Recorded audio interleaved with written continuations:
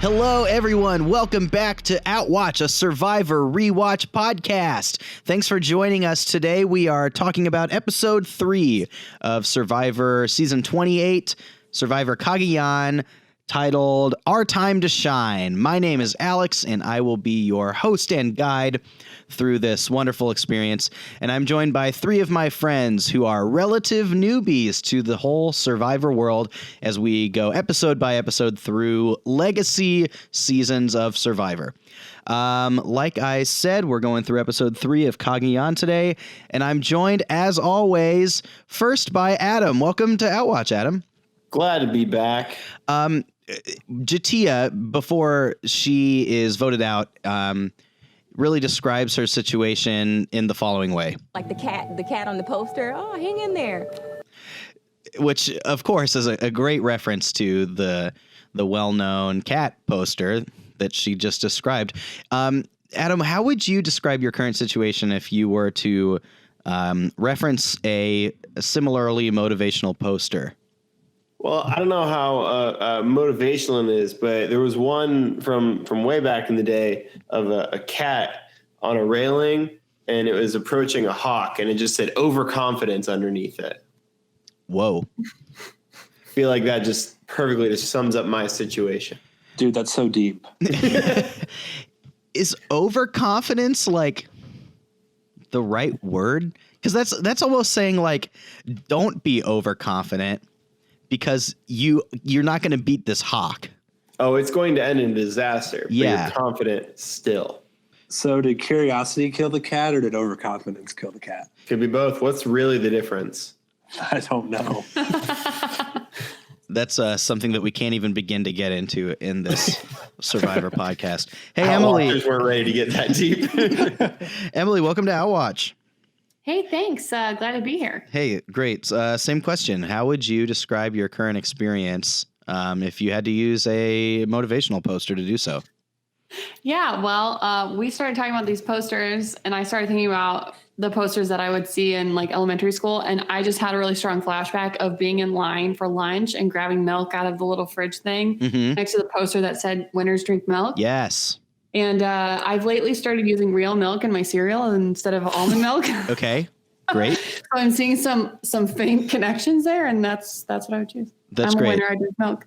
Do you feel like, like a pre-steroids Alex Rodriguez with a milk mustache? Because that was what our poster was. Yeah, definitely the milk mustache. I think mine was Britney Spears. Was it really? I think we had the Britney Spears one. I think my school had Britney Spears as well.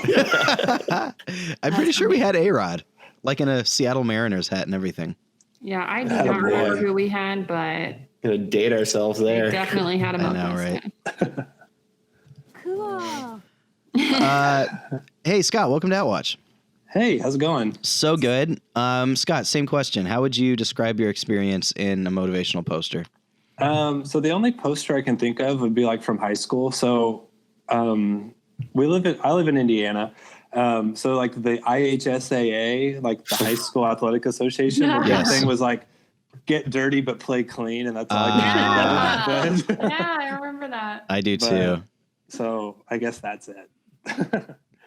Trying to like grind and be successful, but doing it in a way that's really, really on top of my game, I guess. Yeah, with a high moral character. That's important.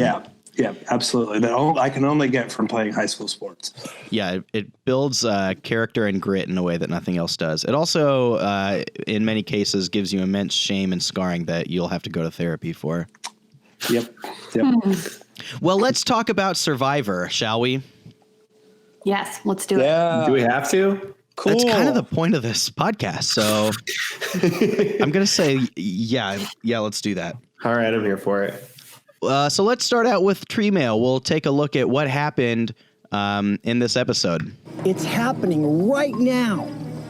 So first of all, we get back from Tribal Council, and Morgan confronts Jeremiah there right in front of the whole tribe, says, "Why didn't you vote with us? You said you would vote for us," pretty well outing him as untrustworthy to the rest of the beauty tribes.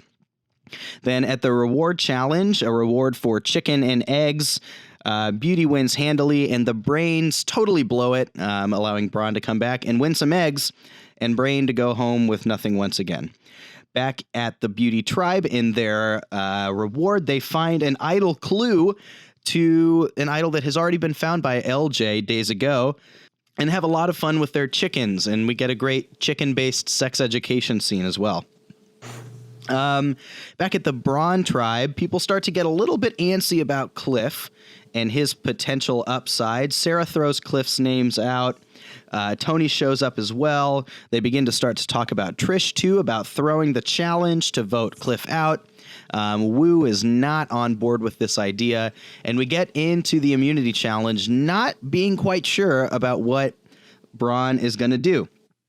At the immunity challenge, despite perhaps the best efforts of Braun to lose the challenge, Brain Tribe is again so hapless that they finish last and are sent to Tribal Council again, threatening to whittle their numbers down to 3. At first, they seem to lean voting for Jatia and blindsiding her, but then Tosh and Cass start to second-guess that decision, and we get the picture of a decision that's based between Spencer and individual skill versus Jatia and her loyalty to Tasha and Cass. There's some live tribal action at Tribal Council. This might be the first time we've had a, quote, live tribal, such that there are people, like, making decisions and changes on the fly. And amidst all the chaos, Cass and Tosh Cass and Tosh decide There we go. to vote for Jatia, sending her home, long overdue perhaps after the spilling of the rice. And Spencer lives to fight another day. And the Brains are down to a measly 3, Tasha, Cass, and Spencer. What a thrilling episode we had today. Scott, do you remember any moment of this episode in particular really jumping out to you? The big part that really jumped out to me was how, like, inept Jatia was in challenges. Yeah, she's very bad. Like, the flag part, like, where she's, like, trying to rearrange the flag in I think it was the reward challenge. Mm-hmm. And, like, she couldn't get it right, and she just kept, like, turning it, and it's like, stop moving the flag. Yeah. And then the other team came back and passed them. I'm like, are you freaking kidding me? Like, I can't believe this chick got put on my team. Whatever brains they have clearly evaporated. Yeah, that was a next level blown challenge because it was not like they had won. Yeah. All they had to do was raise the flag. And she, like, spent what looked like a number of minutes, you know, trying to organize the flag correctly on the lift to bring it up. Yeah, I was so frustrated watching that whole thing. That's probably, like, the biggest thing I took away from this episode was just how, like, annoyed I was watching the challenges. Yeah. Adam, did you have a favorite moment in this episode? I got really frustrated with the Braun tribe. I think I harped on that a lot because they were trying to throw a challenge. Okay. And that just feels like it's never a good idea in my mind to throw a challenge, even if you're a little bit frustrated with somebody or fear the longevity of the game. Yeah, I don't know, like that really got that like kind of frustrated me. I think tribal was crazy. Like that. Yeah. It was nuts. Like, Live tribal. I didn't even know what to think. Like, yeah, that was a lot. That was the first time, right, that we've seen people kind of making their minds up at Tribal Council, right? Yeah, it really, I really think it was. I don't think we've ever seen that before. You can really say it was a live tribal. That's right. Yeah. It's happening right now. Like low key sounds like you doing an impression of Jeff Rowe. Like doesn't even sound like Jeff Rowe. That is the highest possible praise. Thank you. Emily, did you have a favorite moment? I would echo what's been said. I was like, when they showed Jatia trying to arrange the flag on the mat, like it was a rectangle, like a throw rug sized mat that she had to put this flag on. And they kept cutting to her arranging this flag. I was like, they have to be doing this on purpose because it's infuriating me. Like, you've put so many other objects on this mat in this challenge, and now you can't figure out how to put a flag on it. Like, I really thought they must have been editing it to make it seem worse than it was, because I was like, are you kidding me? The whole time. It was so bad. You know what it made me think of just in this moment is that moment in SpongeBob where he's like, Patrick, the lid. The lid, the lid, the lid, the lid, the lid, the lid, the lid. It's like, Jatia, to the left. No, the left, the left. Move your hand to the left. Yeah, it was a rough look. Before we dig too deep into this episode, let's update the audience really quickly on our fantasy teams. And then at the end of the episode, we'll do a scoring update. Adam, do you want to let the viewers know or remind them who's on your tribe? Yes. So Team Earlobes, we have Spencer on Brain, Woo on Brawn, Tasha also on Brain, Jeremiah on Beauty, and Cliff rounding out Wu-Tang for Brawn. Wu-Tang. Emily, you want to let us know your tribe? Yes. My tribe is Dara's Second Wind. Yes. I forgot that. Heck yeah. I have Cass, who's from the Brain tribe. Mm-hmm. I have Sarah from Brawn, Alexis from Beauty, Mm-hmm. Trish from Brawn, and Jeffra from Beauty. All right. Scott, your RN Jesus appointed group. Yes. So, tribe RN Jesus take the wheel.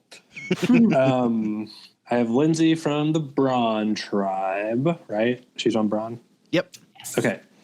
Tony from Brawn, Morgan from Beauty, LJ from Beauty, and Jatia from Brain. Rip in peace, Jatia. Yeah. So the first casualty of this fantasy season goes to Scott's RN Jesus tribe. Unsurprisingly, nobody chose to take Jatia, and that turned out to be a good move by everyone. Good idea, guys. Good job, guys.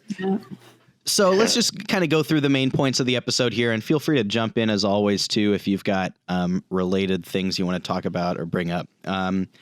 So the first thing that happens is Morgan kind of comes back from tribal and sort of blows up Jeremiah's spot a little bit and kind of outs him as playing both sides. Emily, what did you think about Morgan's attempt to kind of throw him under the bus there? Did you think that was a wise and savvy move on her part, or do you think that just created more negativity?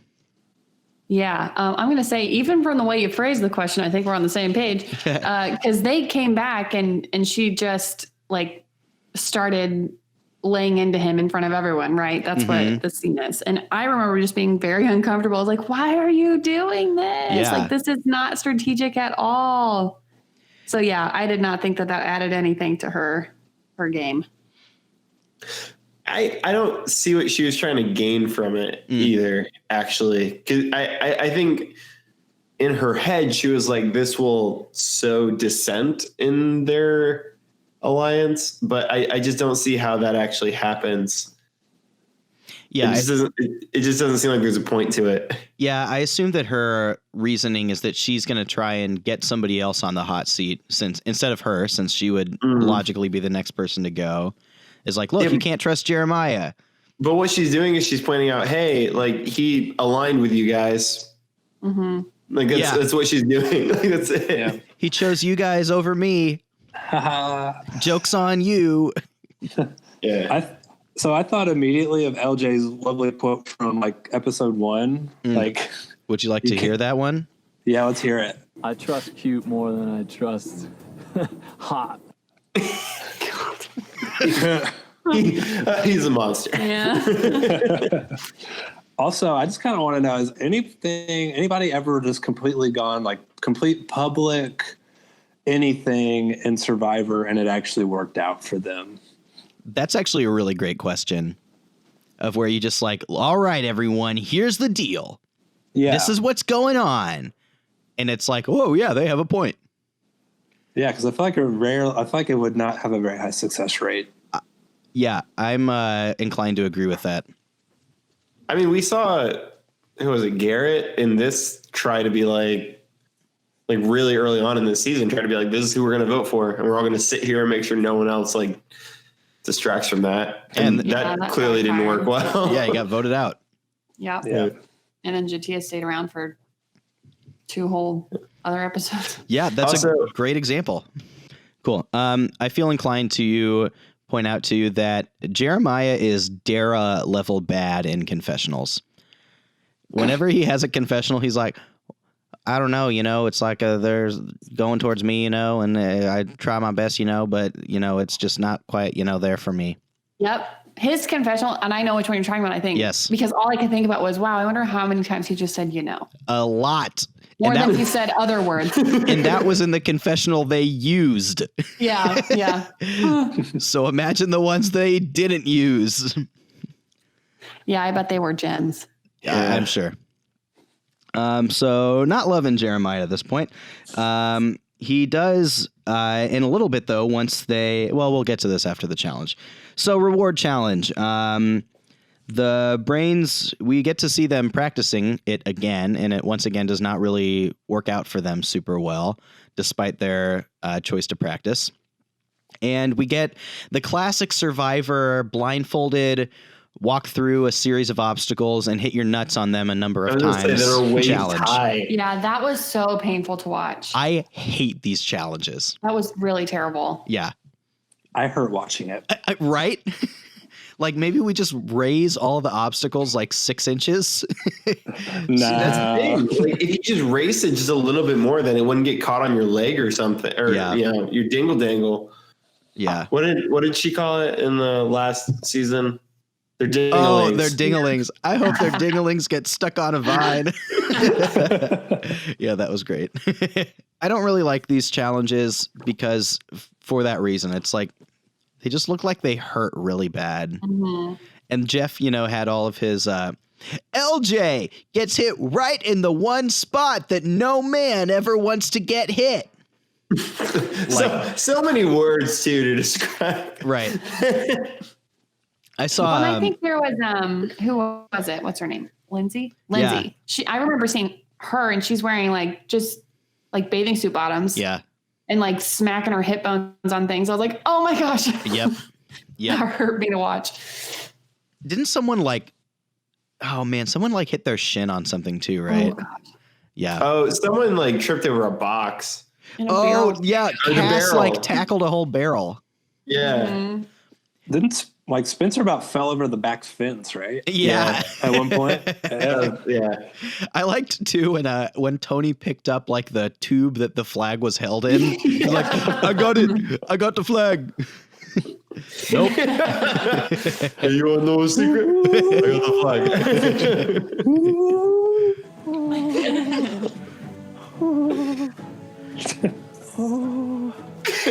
So weird. So Beauty wins. Brains. Well, do we need to talk more about Brains' gigantic collapse? We covered it pretty well. They are they've won, or at least gotten second, and they just can't put the flag on the thing right to bring it up.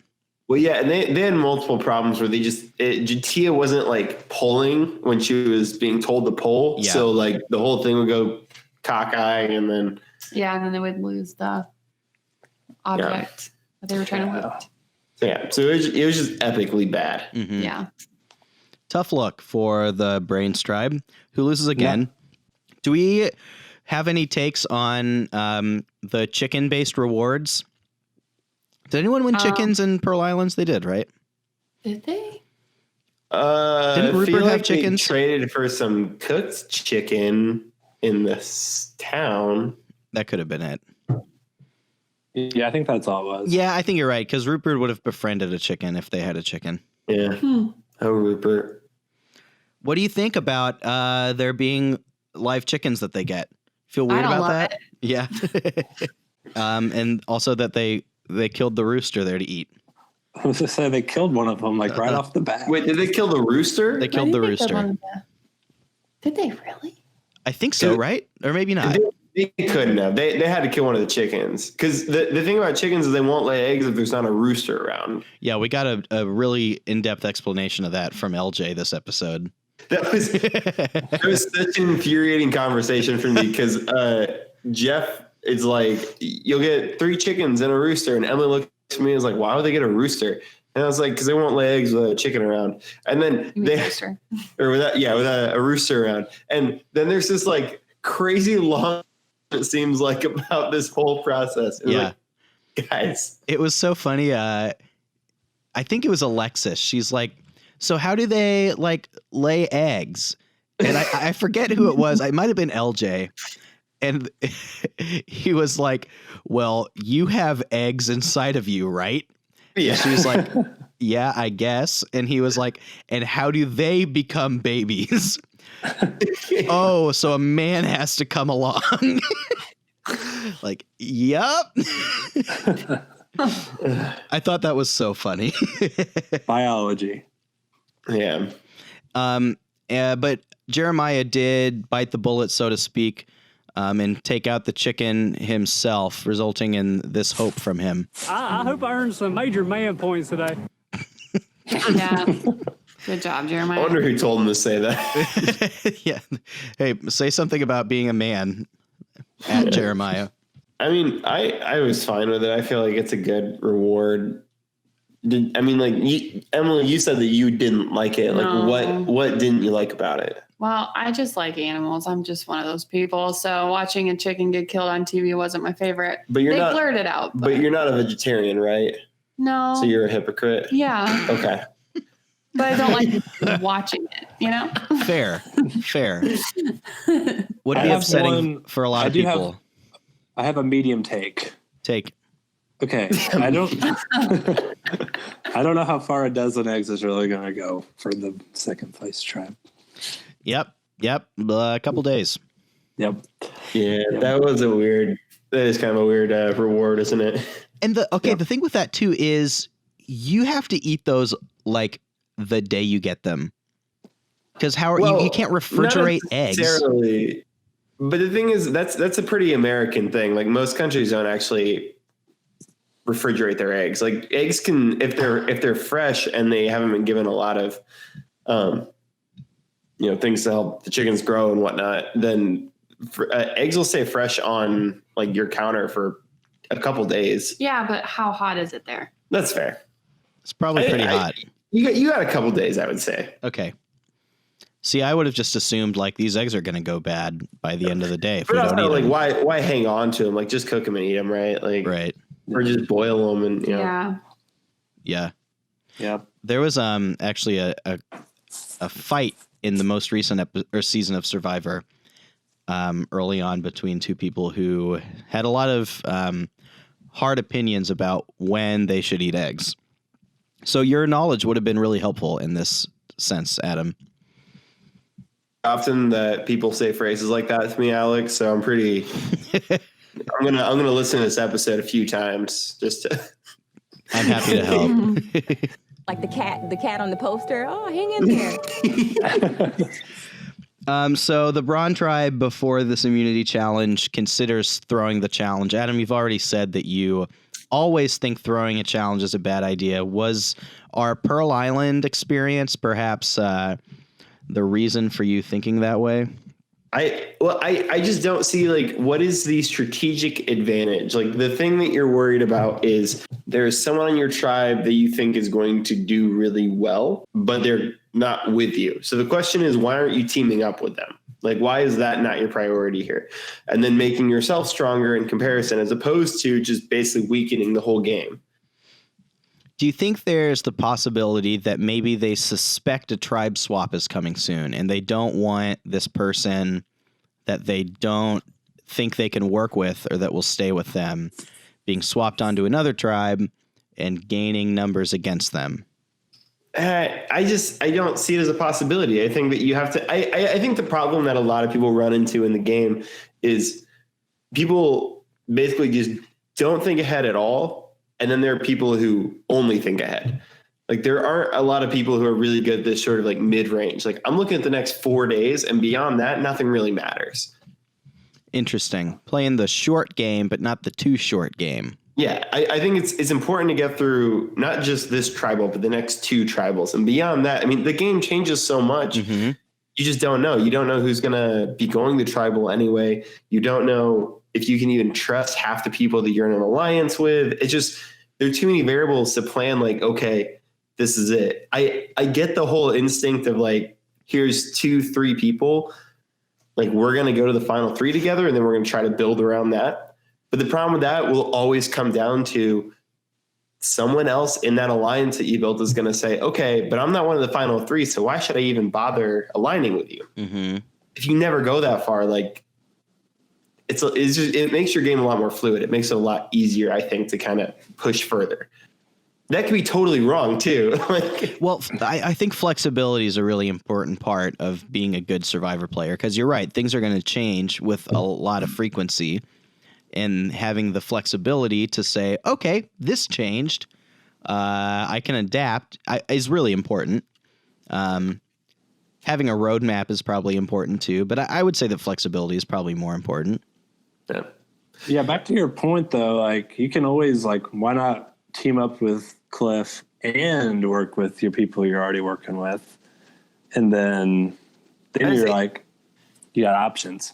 The thing that worries people in this type of game is, instead of going from your individual tribes to one big tribe, you're going from your individual tribes to 2 tribes.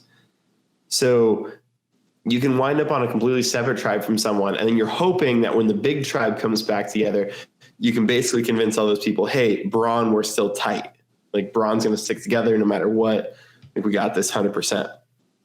And that's the fear you're working with. But the thing is, if you're not sitting here going, I am banking on them being on my alliance come big merger, it's not really that big of a concern. I just think it's always better to not go to tribal. Yeah, like statistically, I think you've definitely got a point. I'm usually against throwing challenges too. I think you've seen a lot more instances in Survivor where that goes poorly than when it does well. So I'm usually of the same thinking. I think the exception maybe is like, all right, we are going to swap or we're going to merge like next time. Like we just have to be, you know? And there's this person on our tribe who I know if they get swapped to a tribe with these people, or if I get swapped to a tribe with them, or if we merge and he rejoins with these other people, that's going to be bad for me, right? Yeah. I think that's really the only occasion where that makes sense. And I don't know. I don't think that it was that big of a deal in this episode, you know, that they would need a swap or they would need a throw to get rid of Cliff. And that's the thing, especially with this, we're talking about someone who you can kind of pit everyone else against because of his success in his professional career. Sure. You can look at him and say, like, why does this guy deserve $1 million? Yeah. Like, he was a professional basketball player. I feel like he's too easy of a person to get rid of to throw a challenge for. Yeah, I would agree with that. And I mean, you see that play out in the way that they talk about, you know, rallying people to throw the challenge at his, you know, detriment.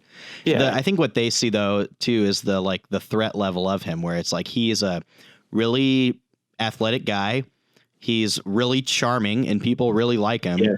And he like knows the game, you know, like he could get swapped to a different tribe, get a whole new cast of people who he rallies to, you know, and get to the merge. And he's got this whole, you know, squad that's running with him, without making too many basketball metaphors. And he's going to go dunk on you. Run it back. Run it back, Cliff. Run it back. So did it look to you like they were actually trying to throw this challenge? Emily, did you have a perception one way or the other? The only time I really noticed it was when it was Sarah and Trish, I think.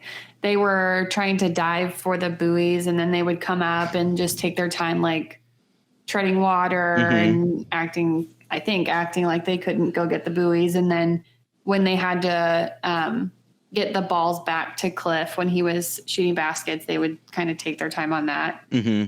They kind of cut it where Cliff would shoot a basket and miss it, and then they would like take forever to get the ball back to him, and he was kind of like, what? But then he obviously is a basketball player and was able to sink the shots. That was just a huge indicator of how terrible Brain is as a tribe. Right. That they just, like, even with them trying to take their time, they still could not lose the challenge because Brain was so bad. I don't know if I've ever seen a purer picture of frustration than Spencer in that challenge. Yeah. He's just like, ah, ah. Yeah. Yeah, because he was trying so hard. He was trying so hard. The only reason they would have completed that challenge in time was single-handedly because of him. I was gonna say this was a good Spencer episode. He came in, he played so hard. It would have been so depressing to see him get voted out just because of that. Like, right. Jatia, who has just been terrible the entire game, has proven time and time again that she is not good at this. Stay over Spencer, who just left everything on the field. Like, yeah. Yeah, watching her unable to swim to a ball with like any speed whatsoever, or like get the first buoy that's like 3 feet down or whatever, was pretty tough to watch. Do you think Spencer maybe wears his emotions, and especially his negative emotions, on his sleeve a little bit too much? I think at this point, I don't blame him. That's fair. Just keep losing. Maybe if he were to start out this way, it would be like, okay, calm your jets. Is that crazy? Like the cat on the poster. Oh, hang in there. Yeah. If he had started out that way, it would have been one thing, but I can understand his frustration because I was feeling that too. Yeah, they're really bad. Yeah, I feel so bad for him watching it. Like, you can tell that he really loves Survivor and really has a good idea of what's going on and how to play the game. But he is just like surrounded by a bunch of people that are not like successful Survivor players. We'll just put it that way. And like, I think that this, and we'll talk about this next episode too, because it's pretty relevant too. But like, Survivor is a lot of luck too, right? Of course, it takes a lot of skill and like mental strength and all that, but like, it is sheer bad luck that Spencer is at the point that he is in this game right now, because the people on his tribe, you could maybe argue that after this episode, the 3 that are left are good at Survivor. You know, you could argue that Tasha and Cass and Spencer are good at Survivor. Everyone else is just objectively terrible at Survivor. And the combination of that and the way that like the tribe dynamics sorted out, where that like Spencer, who knows a lot about Survivor and so far has been pretty good at it, is in like the weak position in a terrible tribe, right? Pretty much by no fault of his own. Well, and he really could have been in a really good position if Garrett hadn't been an idiot. Right. And it's because he was an idiot that he wasn't. Right. It wasn't even Spencer's fault that all that happened. He just happened to be aligned with the person who really screwed everything over. Mm-hmm. It's just, like, it's really, the Brain tribe is really just unfortunate. Like, they almost, it's almost that they think they're so smart. They don't need to, they're not playing well just because they're trying to overthink everything, or they're trying to be like, well, this is better for us long term to keep Jatia or whatever. Sure. You know, it's just dumb. Like, yeah. Just frustrating to watch. So the big decision then going into Tribal is between Spencer and Jatia.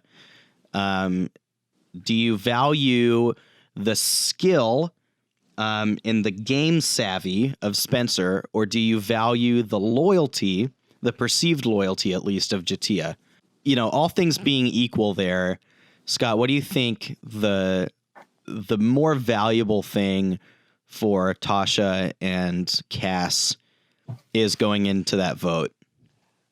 For me, I would be thinking of keeping Spencer, because kind of like what we've talked about, like, you don't know what tomorrow is going to hold. And let's say, you got to go into a challenge. Okay, tomorrow it's Cass, Tasha, and Jatia. It's probably pretty safe to say they're probably going to lose. They're going to wind up right back there. And then it's, okay, you're going to vote out Jatia anyway. So for me, I would be thinking, okay, who gives me the best chance to get by the next 3 to 4 days? and help me avoid tribal council. And I think in this case, it would probably be to keep Spencer because he gives you some form of like a physical threat, albeit he's not as athletic, quote unquote, as, others in this game right now, but he's the best chance that you've got. And so I would probably be leaning Spencer. Yeah. When they came back after losing that challenge, they were like, and I'm talking about Cass and Tasha, who basically decided who went home. They were like, yeah, Jatia's going home. I was like, absolutely. She's not good in challenges. Why would you keep her? Why have you kept her this long? She's the reason you keep going to tribal council, basically. And then they kept flip-flopping, and it was infuriating to me. Like, I didn't even see the point of trying to vote out Spencer because I know that they were trying to think more long-term, but like, is Jatia even that loyal? She's the one who threw rice on your fire. Like, she's not... I don't feel like she's that loyal unless it didn't prove it in anything that we've seen. Even ignore the loyalty aspect. Assume that she's 100% loyal. Do you think that she has a strong enough social game to help you build a good alliance? Mm-hmm. Yeah. It's just, I don't think she's good at any part of this game. So having her in an alliance with you, the only thing it does is if you manage to drag her to the final three, you automatically are winning against her. But you got to get there first. Now, I'm going to dissent with you here because this is, I think, would be a really tough move to make. And I don't think that even if I was, Tasha or Cass here, I probably wouldn't do it either. But if you expect a swap coming right up, and I'd imagine that someone who knows Survivor at this point would come to expect that. Mm. I think your better move is to keep Jatia because you've got no idea how the swap is going to swap out. And you're almost definitely going to be in the minority no matter how it goes, right? But the chances, I think, of Spencer, as soon as they swap to a new tribe, Spencer's being like, thank God, I am done with you two forever. I'm never doing this ever again. Who wants me? Are very high. I think the chances of that happening with Jatia are much lower because you've saved her for 2 or 3 tribals in a row now. And so if you are pretty sure that there's no swap or that there is a swap coming, I think it might behoove you to keep Jatia. So actually something I thought about when we started talking about this was that when they were deliberating during tribal council, it was obviously very stressful for Spencer. And when they came back to camp, which this may have been in the next episode, he was very, he was very grateful and he gave them hugs and he was like, okay, we're in this. I'm so thankful that you kept me. Thank you so much. So I wonder if that made an impact on him. Well, the thing that gets me about, I completely understand where you're coming from, Alex. And I think that that's a completely valid thing to think about. I think when it comes to Cass, though, in particular, Tasha may not be this way, but I think Cass and Spencer, I think they work well together. So I think Spencer's sort of looking at this I think she's a smart player. I think that she does this, she has a pretty good grasp of the game. So even if he doesn't think that way about Tasha, who, I don't know, I think Spencer is kind of more likely to stay loyal to Cass and they kind of had a relationship before that. So I think Cass is sort of, I think if I'm Cass, I have to look at it you know what? Spencer's good at this game. We've been kind of loyal throughout this whole process. If I stay loyal to him now, I might manage to win his loyalty for the rest of the game, completely ignoring Tasha's element to this. I think also if you wind up in a merger situation, your natural inclination, well, they're pretty smart about the game though. I was going to say your natural inclination is probably to stay to the people that you're already, that you don't dislike on your tribe. So if Spencer, Cass, and Tasha don't dislike each other going into it, their natural inclination is, well, the 3 of us can stick together and kind of see how we can pick apart somebody else, as opposed to just I'm done with you guys. Because I really don't think that Cass and Tasha are really the problem of the tribe. Yeah. And I mean, ultimately, that's what it comes down to is it is loyalty either way, ultimately, right. I think.